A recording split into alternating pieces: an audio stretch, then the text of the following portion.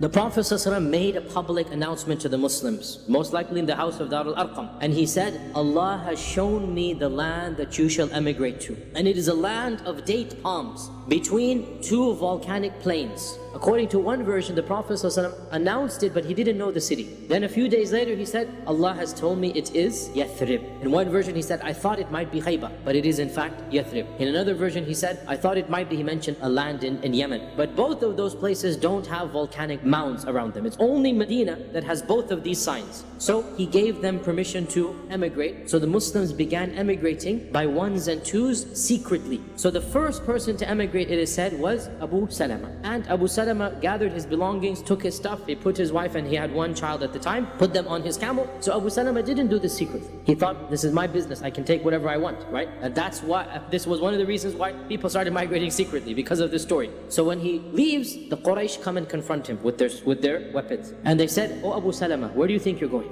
He says, I'm going to Yathrib. What business is it of yours? I have a free man, I'm allowed to go. So they said, as for you, we have no right. As for your wife, she is ours. She's a Qurashi. And we will not let you take her or her son, because he is our son now. And so they forced him to leave his wife and child, and they expelled him without anything. When Abu Salama's tribe found out that he had been treated this way, their Jahiliyyah got the better of them as well. And they marched to the Quraysh and they said, as for the lady, she's yours, but this boy is ours. They picked up the boy to take him, and the Quraysh held on, and it became a tug of war with a 2-year-old until his hand was dislocated. And Salama cried out that let them take the boy. So Abu Salama's tribe took the baby, Salama's left with the Quraysh, and Abu Salama goes to Medina. And Salama is narrating the story herself. She said, for more than 16 months, every day, year and a half, I would go to Al-Batha, which is the farthest place outside of Mecca that is still within view of the city, right? Crying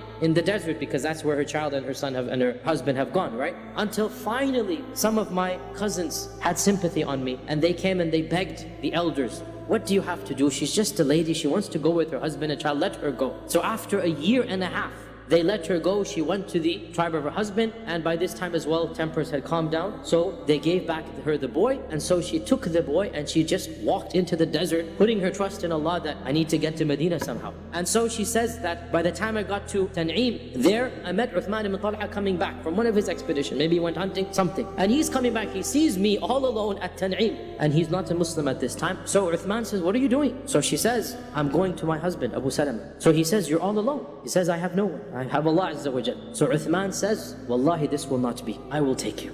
Salama says that I don't think there is any more noble gentleman amongst all of the Arabs than Uthman. He walked the entire way and he led the camel from Mecca to Medina, and he didn't say a word to me, but when it was time to stop, he would tell the camel to come down, and he would go forward and turn his back on me. When I would get down, he would put me under the tree, let me sleep, and he would sleep by the camel. And then in the morning I would get back on the camel, and we proceeded this way, all the way from Mecca to Medina, until finally when I could see the houses of Yathrib, basically, he said, your husband is over there, and he then let me go on the camel. This is at least a 2-week journey, one way. On the way back, he doesn't even have a camel. This is Uthman ibn Talha. Also, there's many other stories as well about this early immigration and the problems that people suffered. Suhaib al-Rumi. Suhaib decides to leave as well. It looks like he tried to leave surreptitiously, but eventually his news spread. The militia from the Quraysh marched outside of the city and surrounded him. Suhaib was armed. He pulled out his bow and his arrow, and he said, O people of Quraysh, I have 40 bows in my quiver, and I swear by Allah that none of you will get to me until I've used all 40. And then when you get to me, here is my sword,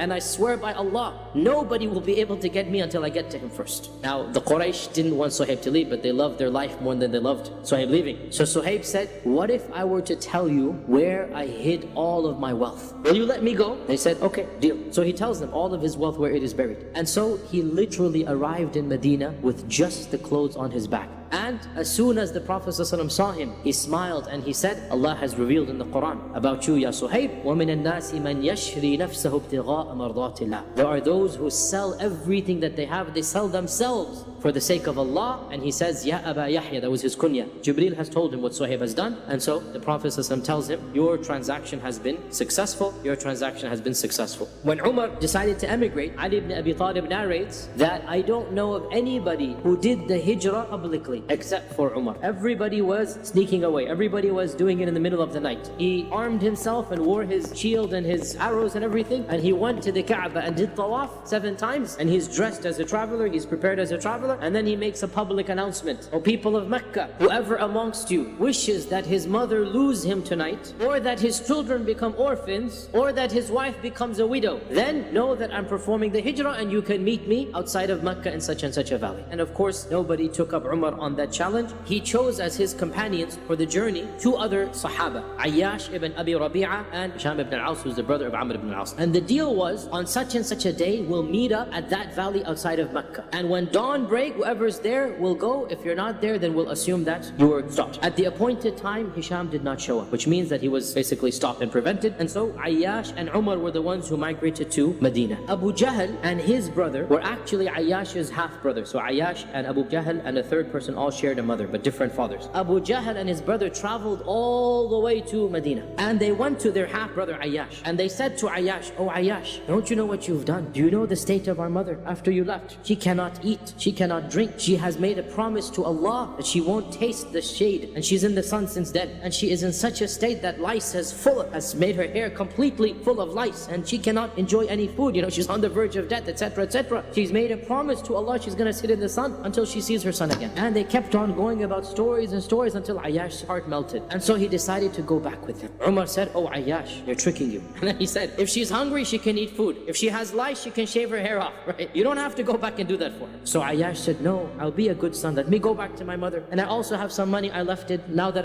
everything is secure here, I can bring the money back with me. Umar said to him, if it's money, wallahi, I'll give you all that you have. Don't go. And they kept on insisting that, no, come back. Your mother needs you, this and that. And so Ayyash's heart became soft for his mother. So Umar pulled him aside and said, hey, look, if you're going to go, take my camel. Because my camel is stronger and faster than theirs. And if you find any treachery, ride back immediately to Medina. And then eventually, as the road goes on, they start chit-chatting. You know how it goes in the safar, you open up and they're laughing and joking. Abu Jahl then says, oh, looks like my camel is weary and tired. Why don't we just ride on yours because it is stronger? And so Ayyash doesn't realize that this is a trap. So he makes the camel sit down. As soon as he do this, they jump on him. And they tie him up and they make him a prisoner. And they carry him back to Medina as a prisoner. And they march him around Mecca saying, this is how we treat our fools. So they bring Ayyash back and he discovers that Hisham, the one they were supposed to meet, is also being held prisoner. So he gets thrown into the dungeon with Hisham. And the Prophet ﷺ eventually migrates to Medina. His first dua qunut was about Hisham and Amr, Ayyash and all of these people. And he would say, Oh Allah, save Ayyash. Oh Allah, save Sahabah ibn Hisham. Oh Allah, save the Mustad'afin. Oh Allah, send your punishment upon the Quraysh. And he kept on asking the Muslims, who will volunteer to save Ayyash? Until finally, Al-Walid ibn al-Walid, Khalid ibn al-Walid's older brother, he said, I will do it, Ya Rasulullah. And so he traveled to Mecca, entered it in the middle of the night, and Allah Azza wa Jalla blessed him to basically find out where this dungeon was because it's not public knowledge. And in the middle of the night, he broke into the dungeon and he cut the bonds of Ayyash and Hisham and saved and rescued them and brought them back to Medina. And the point that we need to underscore, the Prophet ﷺ was really one of the last, if not the last, adult Muslim to emigrate to Medina. The only people left after the Prophet ﷺ were some of the women and children, such as the family of Abu Bakr, such as Ali. Otherwise, basically all of the adults had migrated before.